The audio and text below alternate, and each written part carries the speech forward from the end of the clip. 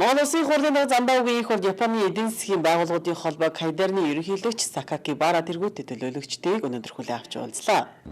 Улсын хурлын дарга төлөөлөгчдийг Монгол улсад тавтай зочлохыг ураад 3 дахь хөрш Япон улстай бүх талын харилцаа хамтын ажиллагаагаа хөгжүүлэх нь манай гадаад бодлогын тэргүүлэх чиглэлийн нэг бөгөөд Монгол улс Япон улстай хөгжүүлж буй харилцаанд өндөр ач холбогдол өгдгийг тэмдэглэн хэллээ. Мөн тэрээр энэхүү эдийн засгийн түвшлийн хилцээр буюу EPA нь манай улсын хувьд ийм төрлийн анхны хилцээр юм а. Хилцээрийг Япон улстай байгуулснаар манай улс бүс нутгийн эдийн засгийн интеграцид нэгдэн орох боломж нэгтгэн зэрэгцээ 3 дахь хөршийн бодлогыг эдийн засгийн агуулгаар баталгаажуулахад томоохон хувь нэмэр болохыг онцлон тэмдэглэлээ.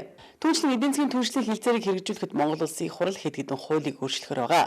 Эдгээр хуулиудыг ойрын хугацаанд хэлэлцэн шийдвэрлэнэ гэлээ. Нэн Сакаки Бара улсын хурлын даргыг цаг зав гарган хүлээн авч уулзж байгаа талархал илэрхийлээд Монгол Японы эдийн засгийн форумд оролцохоор өргөн бүрэлдэхүүнтэй ирснээ танилцууллаа. Мөн тэрээр эдийн засгийн түвшлийн хилцээрийг хурдан шуурхай хүчин төгөлдөр хэрэгжүүлж эхлүүлэхээр ажиллаж байгаагаа дуулгасан юм а. Японы эдийн засгийн байгууллагын холбооны төлөөлөгчид хөрөнгө оруулалтын талаар болон дулааны цахилгаан станцын төслийн талаар саналаа хэлж улсын хурлын даргаас сонирхсан асуултаа хариулт авлаа.